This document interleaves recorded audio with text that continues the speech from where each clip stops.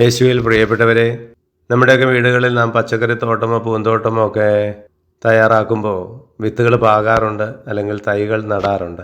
വെള്ളവും വളവും ഒക്കെ കൊടുത്ത് നന്നായിട്ട് ശ്രദ്ധിച്ച് പരിപാലിച്ചാലേ അതൊക്കെ വളർന്നു വരികയുള്ളൂ.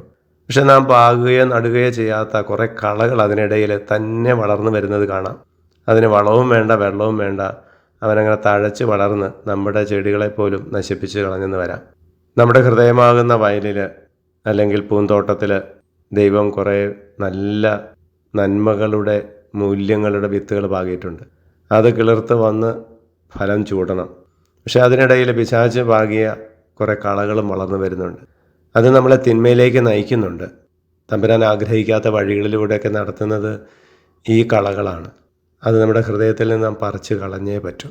എന്നിട്ട് പ്രാർത്ഥനയാകുന്ന ദൈവാനുഗ്രഹമാകുന്ന വളവും വെള്ളവും ഒക്കെ കൊടുത്ത് വേണം നമ്മുടെ മൂല്യങ്ങൾ, ആത്മീയ നന്മകളെ വളർത്തിക്കൊണ്ടുവരാൻ. പിതാവ് നടാത്ത എല്ലാ ചെടികളും പിഴുതു മാറ്റപ്പെടണമെന്നുള്ള വചനം അനുസരിച്ച് നമ്മുടെ ഹൃദയങ്ങളെ എപ്പോഴും വിശുദ്ധമായി നമുക്ക് സൂക്ഷിക്കാം. ആത്മവിചിന്തനത്തിലൂടെ കളകൾ കണ്ടുപിടിച്ച് കുമ്പസാരത്തിലൂടെ പിഴുതു കളയുവാൻ നമുക്ക് സാധിക്കട്ടെ.